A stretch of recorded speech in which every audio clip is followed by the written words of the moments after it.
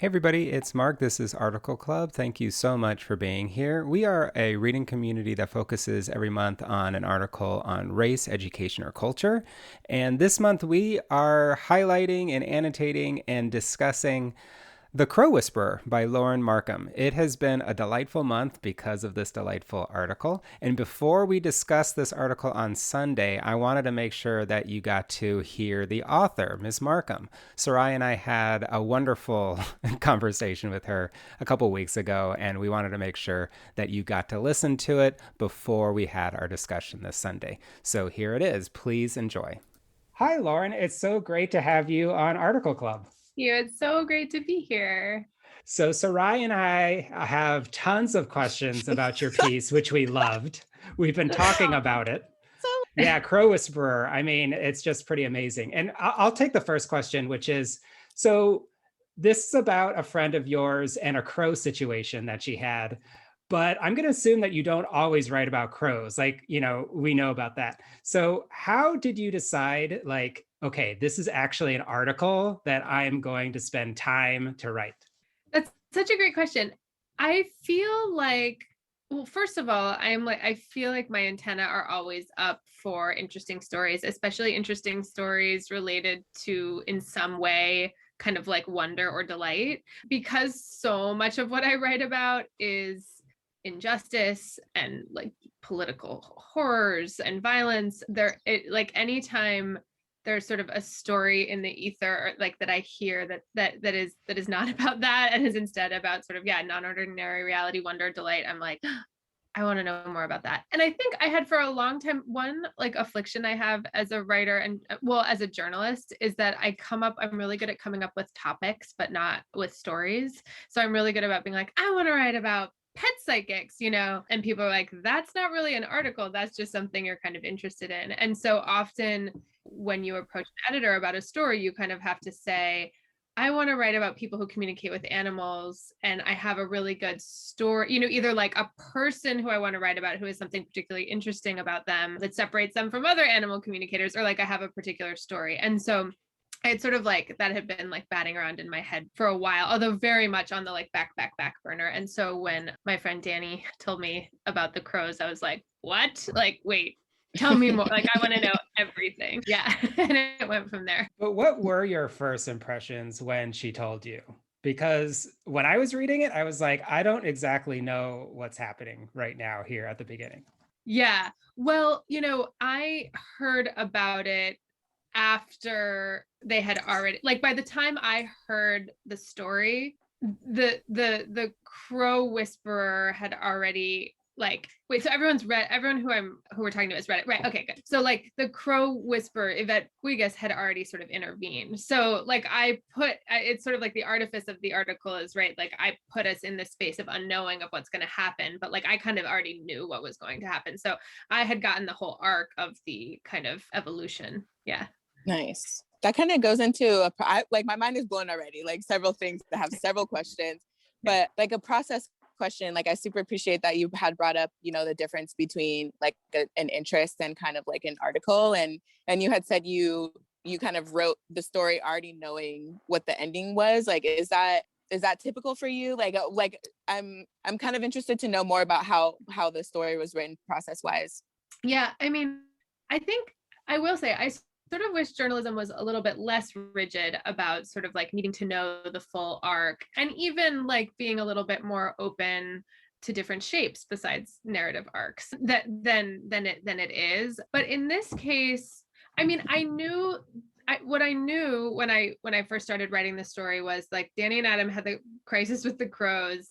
They didn't know what to do, they contacted Yvette came over. It seemed to kind of make the piece, right? And so that was like the narrative sort of spine of the story. But I had so much work to do of figuring out a couple of things, like what is the history of animal communication? Like, what is the science of it, right? Like, who are other people who do this? Like, let me see if Yvette will let me hang out with her. Like, what's her story, her journey? So like the actually like the way that Danny and Adam's story takes up space on the page is like pretty limited if you sort of did a like paragraph by paragraph analysis, I think, because that's just sort of, it's like the spine that's holding the rest of the body. But I will also say that in a piece like this, which is more essayistic, which was why it was so fun to write, was that another, so I knew how the crow story ended, but there was so much more to the story that I didn't even know how it began, right? And one of the other things was like, why is this so interesting to me? Like why am I drawn to this? And like, why am I, and it kind of, I hadn't really made the connection with the hummingbirds until really late in the process. Like, because one of the questions I think you're asking in an essay is,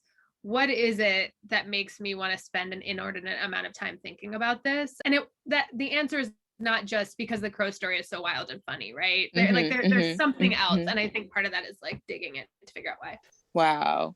Yeah, that's one thing, is that in some of your other writing that I've read, you don't insert yourself as much. Whereas here we hear about your hummingbirds. And so like, why did you feel like you added that to this piece? Yeah, it's a really good question. First of all, there are like some political considerations there, and like politics of narrative considerations, which is like, I want to be really careful not to insert myself in stories about, let's say, someone getting out of prison or about the horrors of detention, because that it's not about me, right? So whereas I feel like I'm less edging in on like politically on like the questions of crow animal communication or crow whisper, right? Like just politically, politics isn't the right word. I feel like ethically, like I just don't feel troubled by being in the narrative here.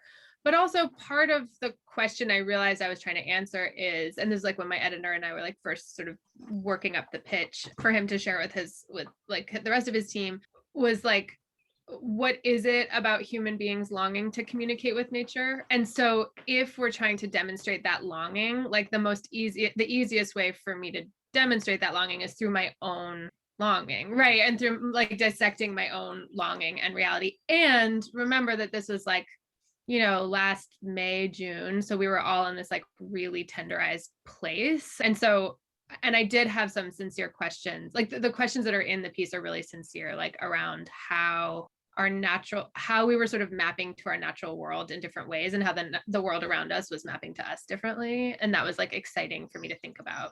Wow. So much of what you have said is like already like the intersections of what Mark and I were kind of talking about before. Like I'm in Humboldt County and I love it up here. Had to come just for a little, it is still a tender situation, but I felt the need to go. Like I felt safe in traveling. I felt like I checked all the boxes to make sure that was a possibility, but it just feels different to connect.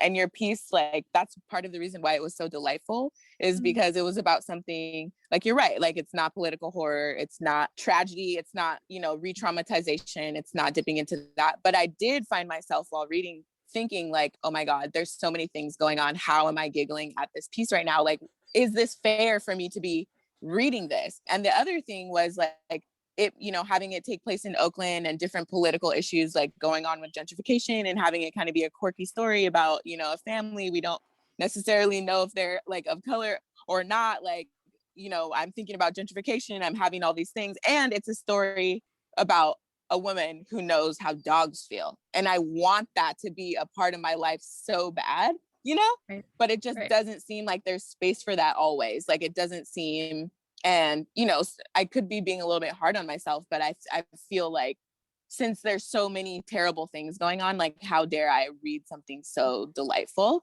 And I wanted to know like what you think about that, like maybe a little bit more about why it's important for you to write kind of delightful things. Yes, to everything you said. It's funny. I have been less hard on myself on that equation as a reader than I have as a writer, but I completely identify with that sort of feeling of like, how can I possibly write about and sometimes read about, how can I possibly be spending my time on this thing or watching this stupid TV show, or when there is all of this, and I will say that it is like there is all of this urgency, and how do I spend my limited time on earth, spending it with the resources I have on delight? Like, is that just, flushing resources down the toilet? And I guess I've come to this later and like relatively recently. And I think the pandemic was maybe a part of this, of like, I don't know, I gotta keep like, what's a good non-oil metaphor? Like I have to keep the flame alive, and I have to, there has to be like, I can't juice in the tank, or I don't know, I can't think of the right like term, but there has to be, the well has to be replenished, and in order to fight in order to show up, to work. I work in a public school in Oakland as well. In order to write my next piece about abuse and immigration detention, it's like, it's not, I think I've started to understand it, it's not this like side, like little gift that I'm giving myself, but it's actually connected to the other work that it helps fuel that. Yeah. But I also think you're bringing up a really important point about like, and it's something I thought of, but I will admit, like, I didn't think, I sort of thought of it and I was like, no, I'm not going to think, I'm going to not do that, which is like naming that, in fact, Danny and Adam, where they live, the part of Oakland they live, and even Yvette, she's lived there for longer, are in a very gentrifying part of Oakland and identify as white. And so that is a component of the piece that, like, I'm always trying to figure out my own ethical. I think so much of writing is figuring out, learning from others and figuring out over time, which is like a cumulative process, your own kind of ethical stance. And how much do I do a sort of parenthetical, like, by the way, this is also a gentrification story, but I'm telling the pet whisperer story, and how much of that is a deviation, or like, also I also want to be careful to not be like performing or sort of like virtue signaling when it's like, I'm actually writing about crow whispers, I'm not writing about gentrification, so is that honest? But where is it useful to just be like, hey, naming this, just, it's out there, and I think that there can be space for that, and I think I didn't do that in that piece. Those are conscious decisions, and like those are things I think are important. And like Mark and I were talking about kind of like art for art's sake, and like putting everybody in a position where you kind of are allowing yourself this space to tell a story that's replenishing and doing all this stuff, but still having that conversation. Like, it all goes in there, writing, and and for the reader, trying to dissect those things through their own lens, through the things that they are facing and dealing with. Like, I think like you're writing, like, kind of, I'm like, oh fuck, like, is this okay with me? Like, am I okay with this? And like getting to tell the story where, it's not the same one, where it's not somebody gentrifying it all, because we wouldn't have got to the part where the medical doctor was arguing about whether or not this woman could actually talk to the dogs. Like, you wouldn't have got there if you wouldn't have got there if you had said, this is a gentrification story. I'd have been like, nope, like, no.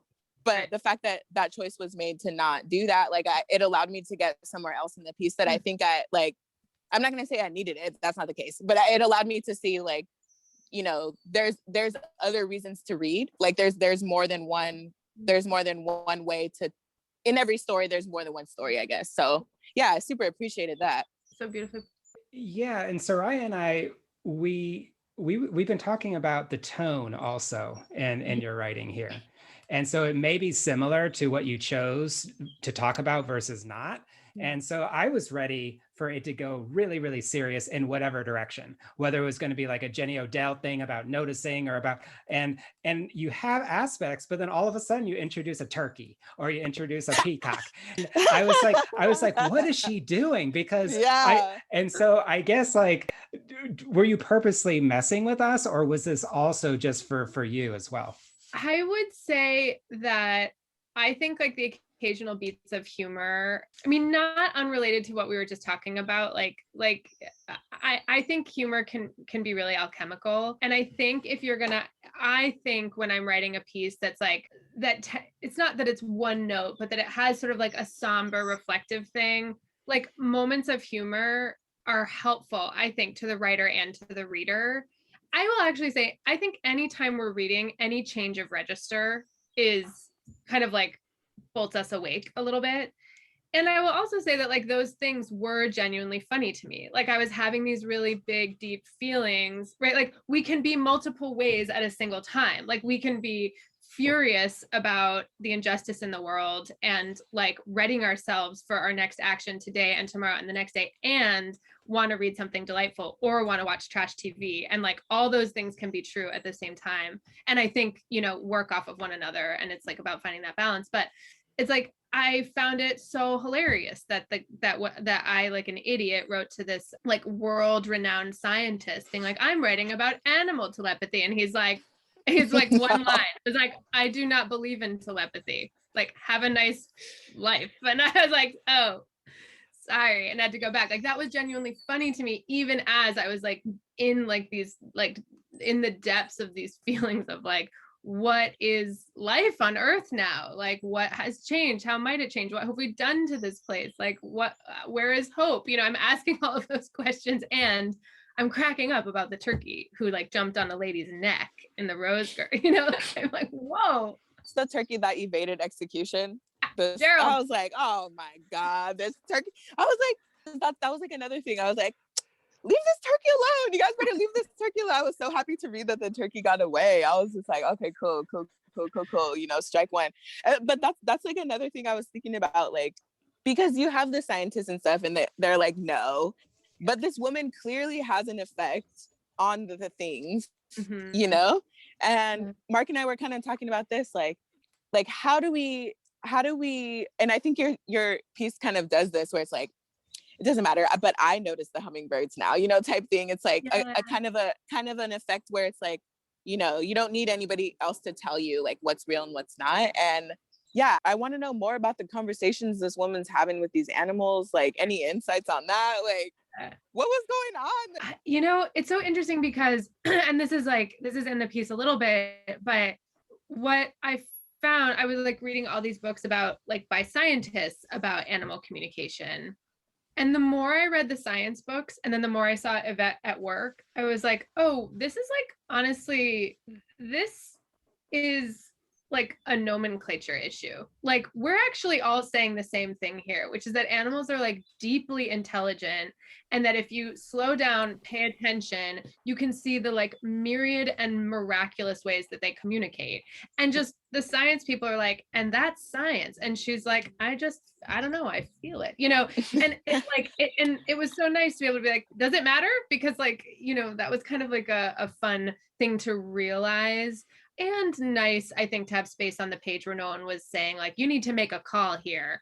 Right. Luckily I have an editor sort of like, and we talked about this at the beginning, like this piece was never going to be like animal psychics, true, like, real or fake, like I talk about like things to do with your one wild and precious life, like I not that, for me. So yeah, so in terms of what's happening, I think she is just deeply tuned in, and maybe in a way that is like sort of a gift she was born with, or maybe in a way that she's way better practiced and invested than we are. But like animals respond to that woman like miraculous. She's amazing, she's amazing. Yeah. I'm just even thinking about how Harper's fact checked the whole situation with Carl, the crow. Like, how does that even happen? And the other thing, is there an answer? Is that a good video?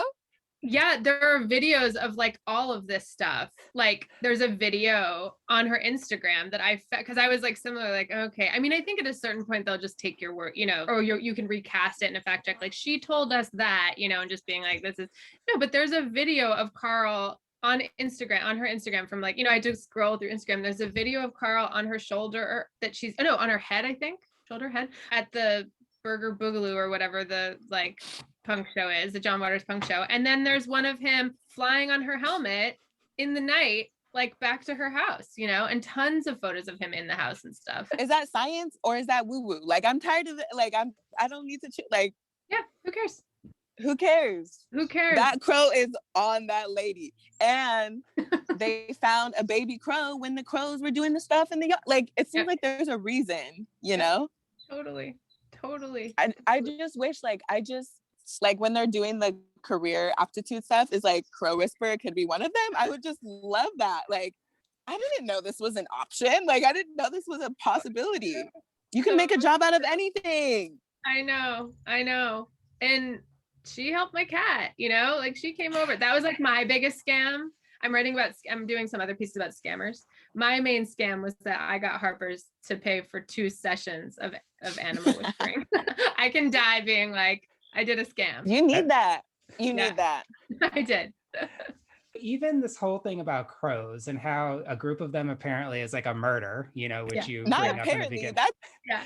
And then this whole talk about the arc also, you spoke earlier about the beginning of the piece, and then at the end, there's this whole thing about the message received. Can you talk a little bit more about that?